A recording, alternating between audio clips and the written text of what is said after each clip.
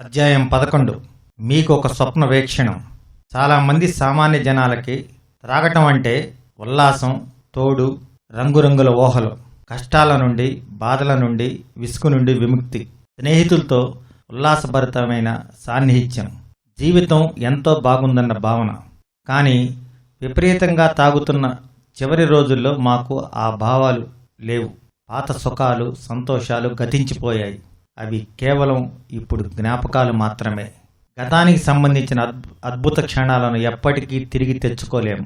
మేము ఒకప్పుడు జీవితాన్ని అనుభవించినట్లుగా మరలా అనుభవించాలనే పట్టువేడని తపన, ఏదో ఒక క్రొత్త అద్భుతం జరిగి అలా చేయగలిగే నియంత్రణ లభిస్తుందన్న గుండె లభిసే తీవ్రమైన మానసిక ఒత్తిడి ఉండేవి.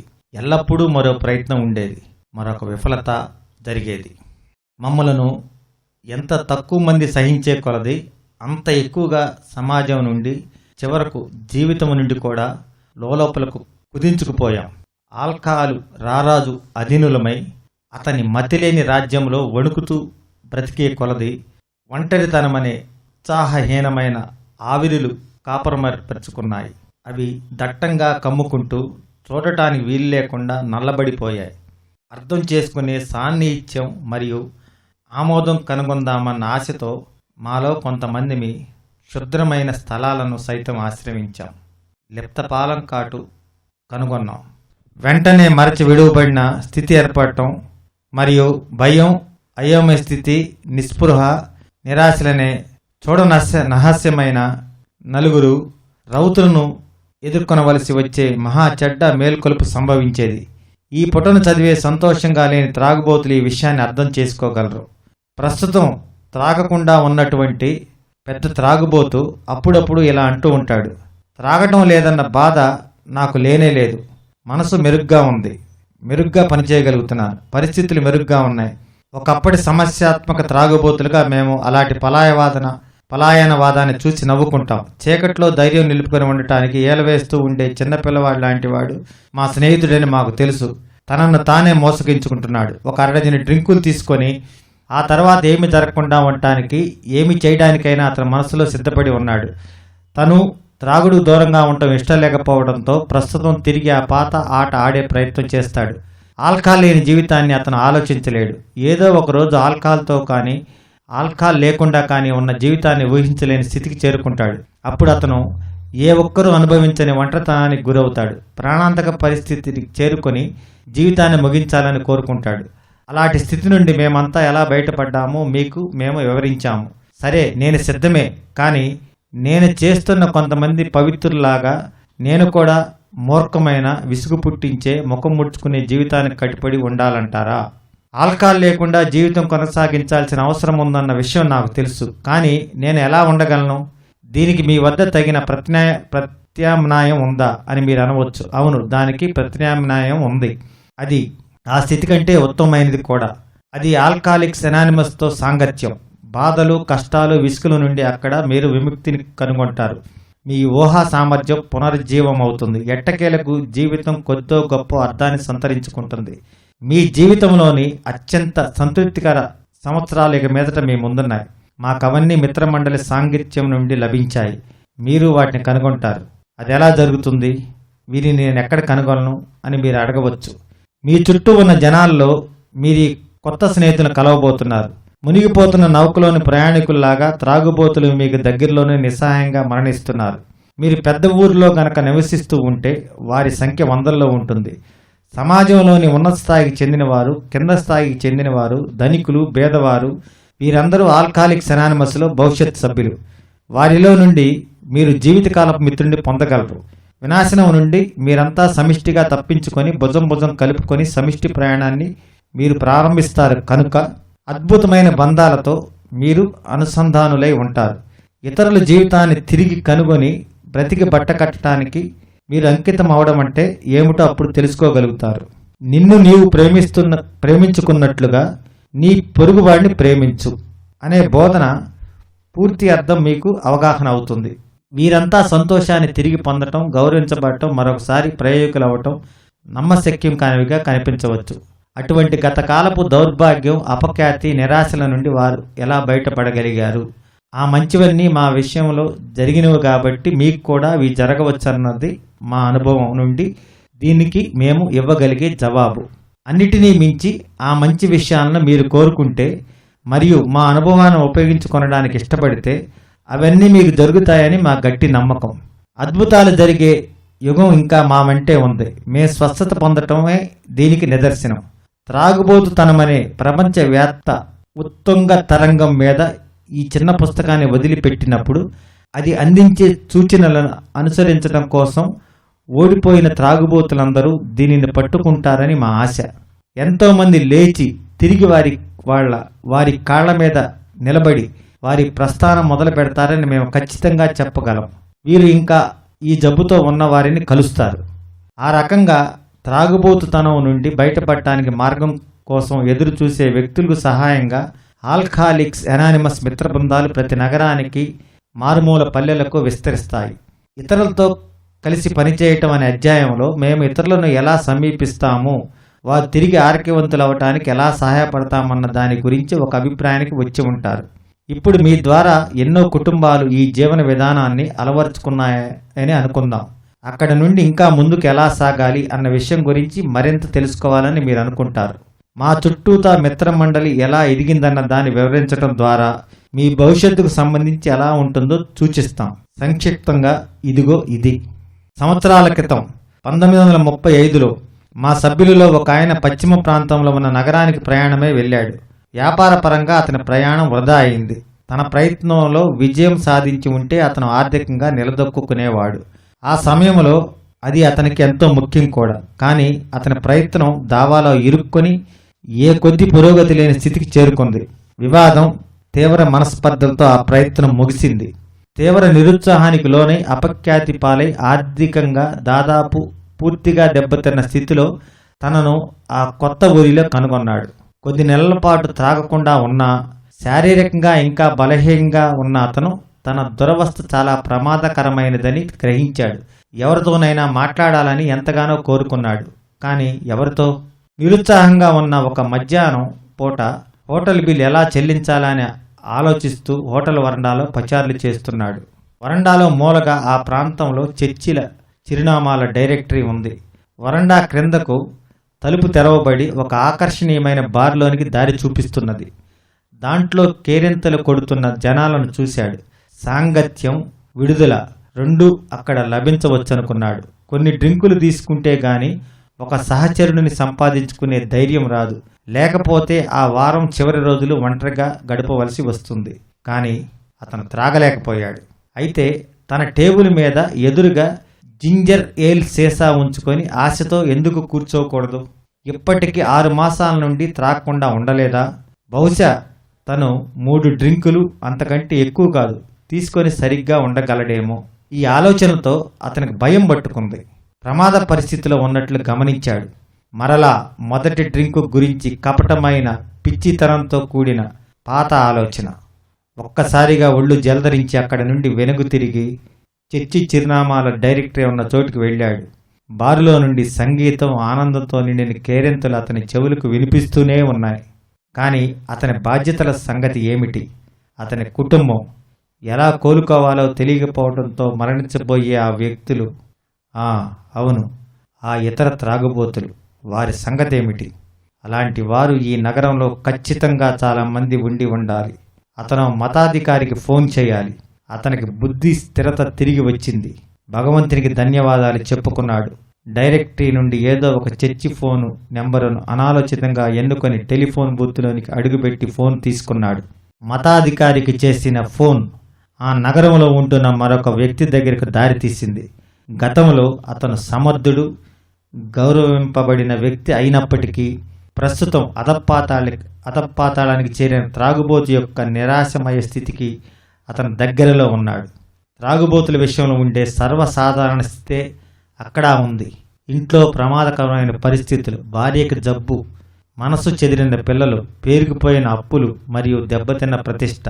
అతనికి త్రాగుడు ఆపాలని తీవ్రమైన తపన ఉంది. మనఃపూర్వకంగా దాని నుండి బయటపడాలని ఎన్ని మార్గాన్ని అన్వేషించినా అతనికి దారి కనపడలేదు. తను ఒక అసాధారణ పరిస్థితిలో ఉన్న సంగతి బాధతో గ్రహించినప్పటికీ త్రాగుబోతుగా ఉండటం అంటే ఏమిటో ఆయనకు పూర్తిగా అవగాహన కాలేదు. మన మిత్రుడు అతనికి తన అనుభవాలు వివరించినప్పుడు తను ఎంత ఆత్మనిగ్రహ శక్తిని కూడగట్టుకున్నప్పటికీ అది తనను ఎక్కువ కాలం త్రాగకుండా నివారించలేదని అంగీకరించాడు. ఆధ్యాత్మిక అనుభవం తప్పనిసరిగా అవసరమని అతను ఒప్పుకున్నాడు.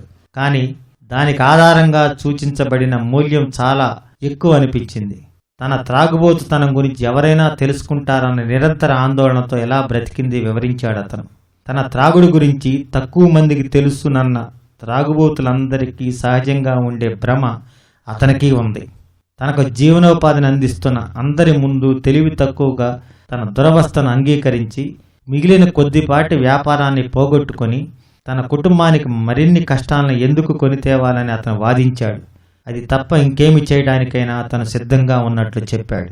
కొద్దిగా గందరగోళపడినప్పటికీ మన మిత్రుడిని అతను తన ఇంటికి ఆహ్వానించాడు. ఆ తర్వాత కొంతకాలానికి తన ఆల్కహాల్ని నియంత్రణలోకి తెచ్చుకుంటున్నానని భావిస్తున్న తరుణంలో తిరిగి విపరీతంగా త్రాగటం ప్రారంభించాడు. గతంలోని త్రాగుడన్నిటికంటే ఇదే అతి పెద్దదని అతనికి అనిపించింది. తన సమస్యలను సరాసరి ఎదుర్కోవలసి ఉందని, దానికి కావలసిన ప్రావీణ్యతను భగవంతుడు సమకూరుస్తాడని అతనికి అర్థమైంది. ఒకరోజు ఉదయం సమస్యను సరాసరి చేతుల్లోకి తీసుకొని తను ఇదివరకు ఎవరి గురించైతే భయపడ్డాడో వారందరికీ తన సమస్యను చెప్పడానికి బయలుదేరాడు. అతనికి ఆశ్చర్యం కలిగేలా అందరూ అతనిని బాగా ఆదరించారు. చాలామందికి తన త్రాగుడు గురించి తెలుసునని గ్రహించాడు. తన కారులో బయలుదేరి తను ఎవరినైతే బాధ పెట్టాడో వారందరినీ కలిశాడు. ప్రత్యేకించి తన వృత్తిలో ఉన్నటువంటి వ్యక్తి ఈ రకంగా కలవటం వినాశనం కొని తెస్తుందేమోనని వణికిపోతూ ఆ పని నిర్వహించాడు. అర్ధరాత్రి వేళ పూర్తిగా అలిసిపోయి ఎంతో సంతోషంగా ఇంటికి చేరుకున్నాడు. అప్పటి నుంచి అతను మళ్ళీ త్రాగనే లేదు. తన చుట్టూ ఉన్న మనుషులకు ప్రస్తుతం అతనెంతో ముఖ్యమైన వ్యక్తి అని మనం తర్వాత తెలుసుకుంటాం. 30 సంవత్సరాల విపరీతమైన త్రాగుడు కారణంగా ఏర్పడిన జవాబుదారీతనాలన్నీ 4 సంవత్సరాలలో పరిష్కరించబడ్డాయి. కానీ మిత్రులిద్దరికీ జీవితం ఏమీ అంత సులభం కాలేదు. ఎన్నో కష్టాలు వాటంతట అవే వచ్చి పడ్డాయి. వాళ్ళిద్దరూ ఆధ్యాత్మికంగా చురుగ్గా ఉండాల్సి ఉందని గ్రహించారు. ఒక రోజున వారు తమ ప్రాంతంలో ఒక హెడ్ నర్స్కు ఫోన్ చేశారు. తమ అవసరాన్ని ఆమెకు వివరించి వారి దగ్గర ఒకటో రకం త్రాగుబోతు ఎవరైనా ఉన్నారా అని విచారించారు. అవును, మా దగ్గర ముదురు త్రాగుబోతు ఒక అతను ఉన్నాడు. ఇప్పుడే అతను 2 నర్సులను చితక్కొట్టాడు. తాగుతున్నప్పుడు అతను ఏం చేస్తున్నాడో అతనికి తెలియదు. త్రాగనప్పుడు చాలా మంచి వ్యక్తి. గత 6 మాసాల్లో 8 సార్లు ఇక్కడికి వచ్చాడు. ఒకప్పుడు నగరంలో పేరు పొందిన న్యాయవాది అని విన్నాను. కానీ ఇప్పుడే అతనిని గట్టిగా మంచానికి కట్టివేశాము అని జవాబిచ్చింది. మేము కలవలసిన వ్యక్తే కానీ వివరణ బట్టి ఎక్కువ ఆశాజనకం కాదు. అలాంటి వ్యక్తుల విషయంలో ఆధ్యాత్మిక అంశాల వినియోగం ఇప్పుడు అర్థం చేసుకున్నంతగా అప్పటికి అవగాహన లేదు. అయినా అతనిని ప్రత్యేకంగా ఒక గదిలో ఉంచండి, మేము వచ్చి కలుస్తాం అని ఇద్దరిలో ఒక మిత్రుడు చెప్పాడు. 2 రోజుల తర్వాత భవిష్యత్తులో ఆల్కహాలిక్స్ అనానిమస్ సభ్యుడి కాబోయే ఆ వ్యక్తి తన మంచం పక్కన కూర్చొని అపరిచితులను చూసి, మీరెవరయ్యా, ప్రత్యేకమైన గదిలో నన్ను ఎందుకు ఉంచారు? నేనెప్పుడు ఇంతకుముందు అందరితో కలిసి వార్డులో ఉండేవాడిని అని అన్నాడు. చూడటానికి వచ్చిన వ్యక్తులలో ఒకరు, మేము మీకు త్రాగుబోతనానికి ఒక చికిత్సను అందజేస్తున్నామని అన్నాడు. ముఖమంతా అల్లుకున్న నిరాశతో, ఓ, కానీ దానివల్ల ఉపయోగం ఏమీ లేదు. నన్ను ఏదీ బాగుపరచలేదు. నా పని అయిపోయింది. ఇంతకు మునుపు 3 సార్లు ఇక్కడి నుండి బయటికి వెళ్తూనే పూర్తిగా త్రాగి వెళ్ళాను. గుమ్మం దాటి బయటికి వెళ్లాలంటేనే భయంగా ఉంది. ఇదేమీ నాకు అర్థం కావటం లేదు అని అతను జవాబిచ్చాడు. 1 గంట సేపు 2 స్నేహితులు తమ త్రాగుడు అనుభవాల గురించి అతనికి చెప్పారు. వాళ్ళు చెప్పుతున్నంతసేపు అతను పదే అది నేనే, నేను అలాగే త్రాగుతుంటాను అని అంటూ వచ్చాడు. మంచం మీద ఉన్న ఆ మనిషికి అతను బాధపడుతున్న కఠినమైన విష సమానమైన త్రాగుడు గురించి, అది శరీరాన్ని ఎలా పాడు చేస్తుందో, మెదడుని ఎలా కకావికలం చేస్తుందో వివరించడం జరిగింది. మొదటి డ్రింకు తీసుకోవడానికి ముందు ఉండే మానసిక పరిస్థితి గురించి ఎక్కువగా మాట్లాడటం జరిగింది. ఆ జబ్బు మనిషి అలా అన్నాడు, అవును, అది నేనే, నా వాస్తవిక ప్రతిరూపం అది. మీరు మాట్లాడిన విషయాల గురించి మీకు పరిజ్ఞానం బాగానే ఉంది. అది నాకు ఏమి మంచి చేస్తుందో నాకు తెలియటం లేదు. మీరిప్పుడు సంఘములో సముచిత స్థానంలో ఉన్నారు. నేను ఒకప్పుడు అలాగే ఉండేవాడిని, కానీ నేనిప్పుడు ఎందుకు కొరగాను. మీరు చెప్పిన దానిని బట్టి నేను తెలుసుకున్నదంతా ఏమిటంటే నేనెప్పటికీ త్రాగుడు ఆపలేను అని. ఇది విన్న ఆ సందర్శకులిద్దరూ పగలబడి నవ్వారు. నేను చెప్పిన దాంట్లో నవ్వటానికి ఏమీ లేదు అని భవిష్యత్ ఎనానిమస్ సభ్యుడు అన్నాడు. ఆ ఇద్దరు మిత్రులు తమ ఆధ్యాత్మిక అనుభవం గురించి మాట్లాడారు. తాము అనుసరించిన కార్యాచరణ ప్రణాళిక గురించి తెలియజేశారు. అతని మధ్యలోనే కలగజేసుకొని, నేను చర్చి గురించి చాలా బలీయమైన నమ్మకంతో ఉండేవాణ్ణి, కానీ అది సమస్యలను పరిష్కరించలేదు. మత్తు పూర్తిగా వీడని ఉదయాలలో భగవంతుని ప్రార్థన చేసి ఎప్పటికీ నేను మరో చుక్క కూడా ముట్టనని ప్రమాణం చేసేవాణ్ణి. కానీ 9 అయ్యేసరికి గుడ్లగోబలాగా ఎగిరిపోయేవాణ్ణి. మర్నాడు మేము అతన్ని మరింత అంగీకారంతో కనుగొన్నాం. అతను దాని గురించి ఆలోచిస్తూ ఉన్నాడు. మీరు చెప్పేది వాస్తవమే కావచ్చు అన్నాడు అతను. ఏం చెయ్యాలన్నా ఆ భగవంతుడే చేయగలడు అంటూ ఇంకా ఇలా అన్నాడు. నేను ఈ మద్యంతో ఒంటరిగా పోరాటం చేసే ప్రయత్నం చేసినప్పుడు భగవంతుడు నాకు ఖచ్చితంగా ఎక్కువ సహాయం అందించలేదు. 3వ రోజున ఆ న్యాయవాది తన జీవితాన్ని తన సృష్టికర్త రక్షణకు నిర్దేశకత్వానికి అంకితం చేశాడు. అందుకు అవసరమైన ఏ పని చేయడానికైనా తను పూర్తి సంసిద్ధంగా ఉన్నానని తెలియజేశాడు. అక్కడికి అతని భార్య వచ్చింది.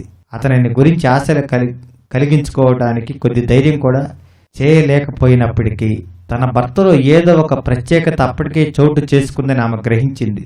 అతను ఆధ్యాత్మిక అనుభవం పొందటం ప్రారంభమైంది. ఆ రోజు మధ్యాహ్నం అతను బట్టలు వేసుకుని హాస్పిటల్ నుండి స్వేచ్ఛాజీవిగా బయటికి వెళ్ళాడు.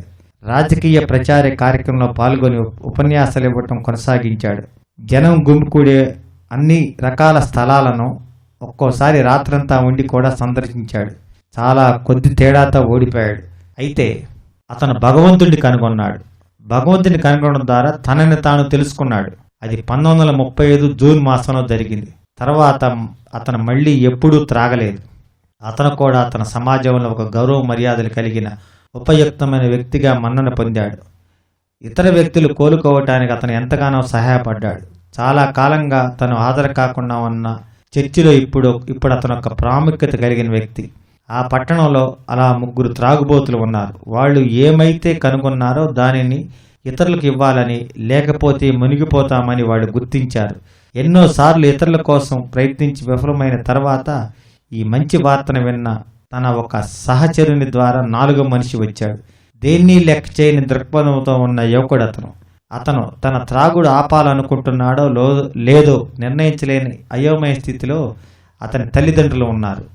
వాళ్ళు పరిపూర్ణమైన మతవాదులు. తమ కొడుకు చర్చిని గురించి పట్టించుకోవటానికి నిరాకరించడంతో కంగుతిని ఉన్నారు.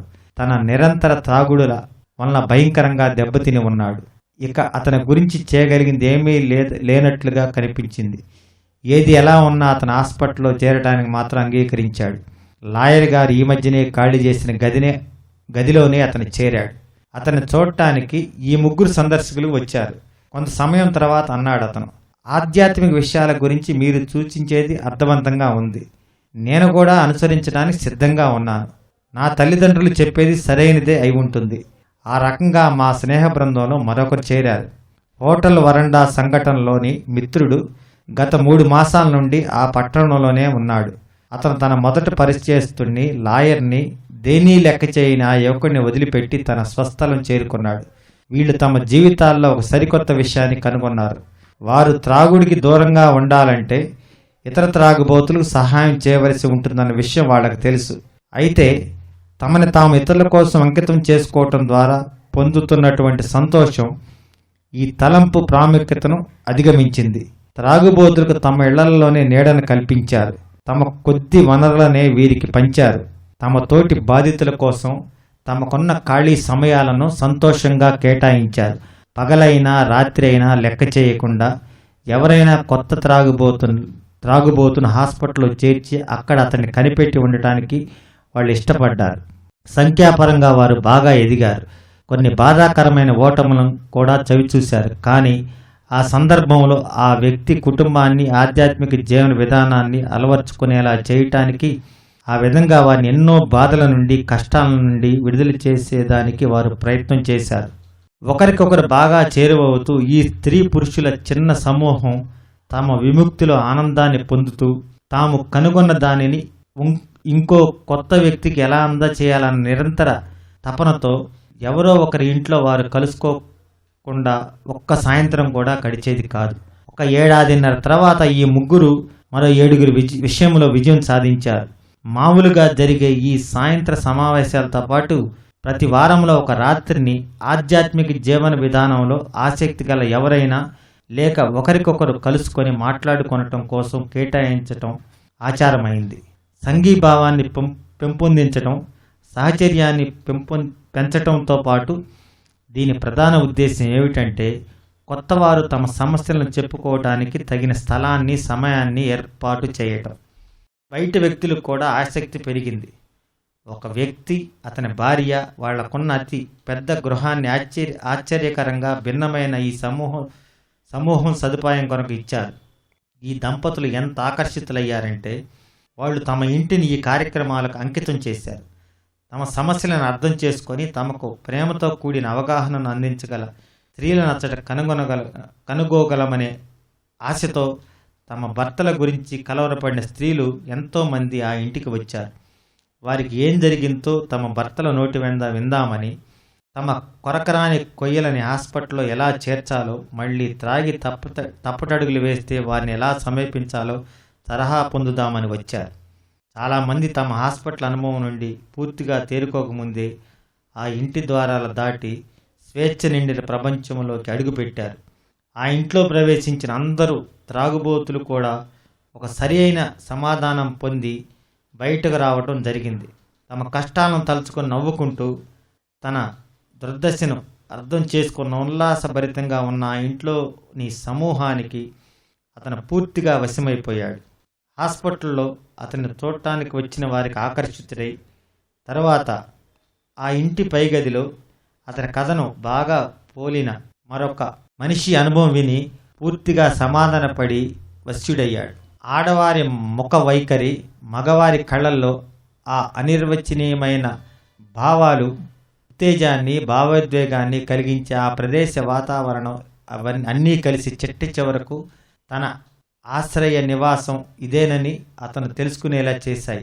అతని సమస్యను అభ్యాస సిద్ధంగా సమీపించటం, ఏ రకమైన అసహనానికి అసలు తావులేకపోవటం, కలుపుగోలుతనం, వాస్తవమైన ప్రజాస్వామ్యం, ఈ మనుషుల యొక్క చక్కటి అవగాహన పటిమ అతని ఎడల తిరుగులేని ప్రభావాన్ని చూపాయి.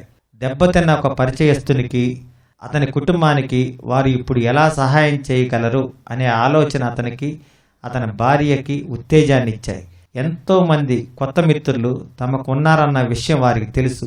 ఈ కొత్త వారందరూ తమకు ఎప్పటి నుంచో పరిచయం ఉన్న వ్యక్తుల్లాగా వాళ్లకు గోచరించారు. వాళ్ళు ఎన్నో అద్భుతాలను చూశారు.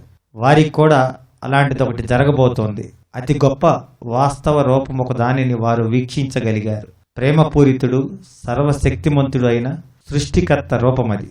ఇప్పుడు వారం వారం వచ్చే సందర్శకులకు వారి ఇల్లు సరిపోవటం లేదు. ఎందుకంటే నియమంగా వారి సంఖ్య 60 లేదా 80కి పెరిగిపోయింది. ఎక్కడెక్కడో ఉన్న త్రాగుబోతులందరూ కూడా అక్కడకు ఆకర్షితులు కాసాగారు. చుట్టుపక్కల ఉన్న పట్టణాల నుండి చాలా దూరం ప్రయాణం చేసి ఎన్నో కుటుంబాలు మీటింగులకు రావటం జరిగేది. 30 మైళ్ళ దూరంలో ఉన్న సమాజం ఒకటి 15 మంది ఆల్కహాలిక్స్ అనానిమస్ సభ్యులను కలిగి ఉంది. అది చాలా పెద్ద ప్రాంతం అవటంతో ఏదో ఒక రోజుకి సభ్యుల సంఖ్య ఎన్నో వందల సంఖ్యకు చేరుకుంటుందని మేము భావిస్తున్నాం. కానీ ఆల్కహాలిక్స్ అనానిమస్లో జీవితం అంటే కేవలం 10 మంది కలుసుకుంటూ ఉండటం, హాస్పిటల్స్ సందర్శిస్తూ ఉండటమే కాదు, ఇంతకు మించి ఎంతో ఉంది. పాత గాయాలను మాన్పడం, కుటుంబ భేదాభిప్రాయాలను పరిష్కరించడంలో సహాయం చేయటం, కోపగించిన తల్లిదండ్రులకు వారి వారసత్వం కోల్పోయిన కొడుకు గురించి వివరించటం, సబబు అయిన సందర్భాలలో డబ్బు సహాయం చేయటం, ఉద్యోగాలు సంపాదించి పెట్టడం మొదలైనవన్నీ కూడా దైనందిన కార్యక్రమాలు అయ్యాయి. అతను వాస్తవంగా కోలుకోవాలని కోరుకున్నంత కాలం హృదయపూర్వకంగా ఆహ్వానించదగినంతగా ఎవరూ కూడా అపగాది పాలవలేదు, దిగజారిపోలేదు. సామాజిక అంతరాలు, చిన్న జగడాలు, అసూయ జాడలు నవ్వుతూ త్రోసివేయబడ్డాయి. చిన్నాభిన్నమైన ఒకే నావలో ఉండటం వలన, ఒకే దేవుని నీడలో తిరిగి కోలుకొని ఐక్యం కావటం వలన ఇతరుల సంక్షేమం కోసమే వారి హృదయాలు, మనస్సులు లక్ష్యపరచబడి ఉండటం వలన కొంతమందికి ఎంతో ఎంతో ప్రాముఖ్యత సంచరించుకున్న విషయాలు వీరికి అంత ప్రాధాన్యమైనవిగా అనిపించవు. అవి ప్రాముఖ్యతను ఎలా కలిగి ఉంటాయి? చాలా కొద్ది తేడా ఉన్న పరిస్థితుల్లో చాలా తూర్పు ప్రాంత నగరాల్లో ఇదే విషయం చోటు చేసుకుంటోంది. ఆ నగరాల్లో ఒక చోట ఆల్కహాల్, మాదక ద్రవ్యాల బానిసత్వానికి చికిత్స చేయటం కోసం ఏర్పాటు చేయబడిన ప్రఖ్యాతిగాంచిన ఒక హాస్పిటల్ ఉంది. 6 సంవత్సరాల క్రితం మా సభ్యుడొక్కరు అక్కడ చికిత్స పొందాడు. మాలో చాలా మందిని ఆ హాస్పిటల్ గోళ్ల మధ్య మొట్టమొదటిసారిగా భగవంతుని యొక్క ఈ ఉనికిని మరియు ఆయన శక్తిని తెలుసుకోగలిగాం. అక్కడున్న డాక్టర్ గారికి మేమెంతో రుణపడి ఉన్నాం. ఎందుకంటే అతనికి సొంత వైద్య వృత్తి కార్యకలాపాలకి విరుద్ధమైనప్పటికీ మా పనిలో ఆయనకు నమ్మకం ఉందని ఆయనకు తెలియజేశారు. ప్రతి కొన్ని రోజులకు ఒకసారి తన వద్ద ఉన్న రోగులలో ఒకరికి మేము అనుసరించే విధానాలను ఆయన సూచిస్తూ ఉండేవారు. మా పనితీరుని అవగాహన చేసుకొని ఉండటం వలన ఆధ్యాత్మిక సూత్రాల ఆధారంగా కోలుకోవడానికి ఇష్టపడే వ్యక్తులు, కోలుకోగలిగిన వారు ఎవరున్నారో ఒక కంటితో కనిపెడుతూ ఆయన ఈ పని చేశారు. ఒకప్పుడు అక్కడ పేషెంట్లమైన మాలోని చాలా మంది ఇతరులకు సహాయం చేయడం కోసం అక్కడికి వెళ్ళేవారం. ఈ తూర్పు ప్రాంతపు నగరంలో మేము మీకు వివరించినటువంటి సమావేశాలు లాంటివి జరుగుతుండేవి. అచ్చట మీరు ఇప్పుడు పెద్ద సంఖ్యలో సభ్యులను చూడవచ్చు. మా పశ్చిమ ప్రాంతపు స్నేహితులు లాగానే ఇక్కడ కూడా అదే విధమైన త్వరితగతి స్నేహాలు, అలాగే సహాయం చేసుకోవటం ఉంటాయి. తూర్పు పడమర ప్రదేశాల మధ్య ప్రయాణాల సంఖ్య కూడా పెరిగింది. ఈ పరస్పర సహకారం మరింత పెరుగుతుందని మేము ముందుగానే గమనించగలుగుతున్నాం. ఏదో ఒక రోజు తరచూ ప్రయాణాలు చేసే ప్రతి త్రాగుబోదు తన ప్రతి పజిలీలో ప్రతి చోట ఆల్కహాలిక్స్ అనానిమస్ మిత్ర మండలిని కనుగొనగలడని మేము విశ్వసిస్తున్నాం. కొంతమేరకు ఇప్పటికే ఇది వాస్తవం. మాలో కొంతమంది వృత్తిరీత్యా సేల్స్మెన్, వారు బయట తిరుగుతుంటారు. మా 2 పెద్ద కేంద్రాలతో సంబంధాలను కొనసాగించడం ద్వారా ఇతర ప్రదేశాల్లో 2, 3 లేదా 5 చొప్పున మాలో కొంతమందివి చిన్న చిన్న సమూహాలుగా పనిచేయటం ప్రారంభమైంది. ప్రయాణాల్లో ఉన్న మేము ఎప్పుడు వీలైతే అప్పుడు ఈ ప్రాంతాలను సందర్శిస్తూ ఉంటాం. దీనివలన ఇతరులకు చేయూతనివ్వటానికి మాకు వీలు కలుగుతుంది.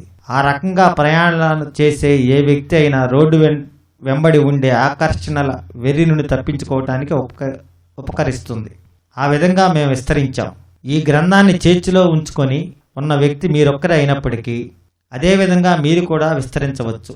మీ ప్రారంభానికి అవసరమైనదంతా దీనిలో వివరించబడి ఉందని మేము నమ్ముతున్నాం, విశ్వసిస్తున్నాం. మీరు ఏమో ఆలోచిస్తున్నారో మాకు తెలుసు. నాకు భయంగా ఉంది, ఒంటరిగా ఉన్నాను, నా వల్ల కాదు అని మీలో మీరు అనుకుంటున్నారు. కానీ మీరు చేయగలరు. మీకంటే ఉన్నతమైన శక్తిని ఇప్పుడు మీరు పొంది ఉన్నారన్న విషయాన్ని మీరు మరిచిపోతున్నారు. ఆ శక్తి ప్రోత్సాహంతో మేము సాధించినది మీరు సాధించాలంటే మీకు కావాల్సిందల్లా సంసిద్ధత, సహనం, శ్రమ మాత్రమే. ఒక పెద్ద ప్రదేశంలో నివసిస్తున్న ఒక ఏఏ సభ్యుని గురించి మాకు తెలుసు.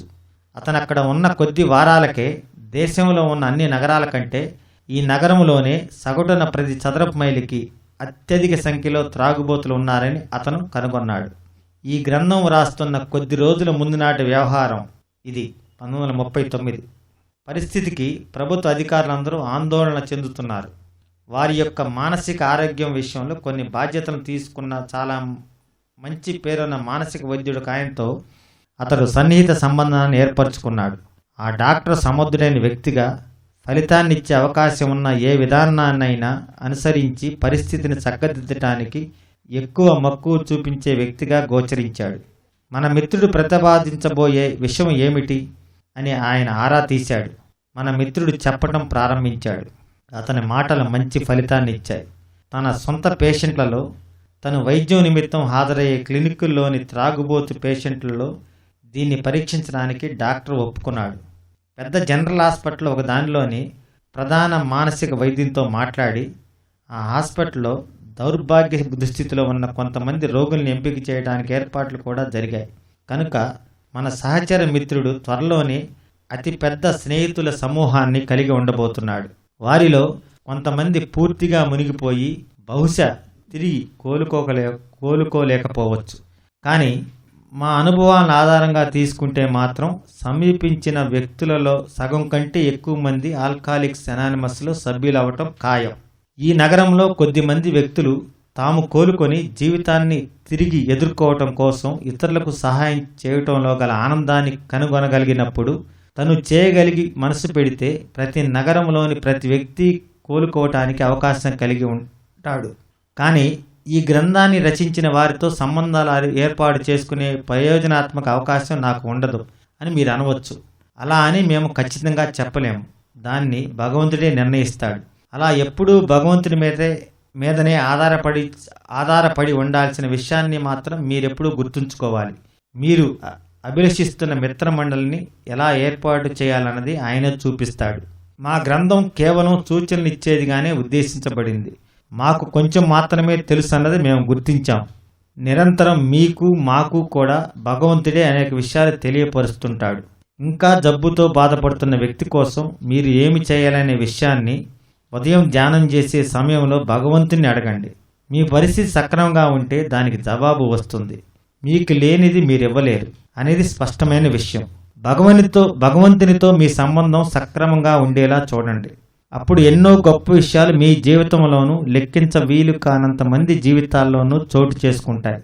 మాకు సంబంధించిన గొప్ప వాస్తవం ఇది.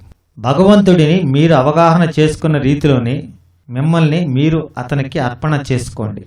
మీరు చేసిన తప్పిదాలను భగవంతునితోనూ మీ సహచరులతోనూ ఒప్పుకోండి. చిన్నాభిన్నమైన మీ గతాన్ని తొలగించి వేయండి. మీరు కనుగొన్న దాన్ని ఉచితంగా ఇవ్వండి. మాతో కలవండి. విశ్వాత్మకు సంబంధించిన మిత్ర మండలిలో మేము మీతో పాటు ఉంటాం. గమ్య మార్గంలో మీ ప్రయాణంలో ఖచ్చితంగా మాలో కొంతమందిని మీరు కలుసుకోగలరు. అప్పటి వరకు భగవంతుడు మిమ్మల్ని కాపాడి ఆశీర్వదించుగాక.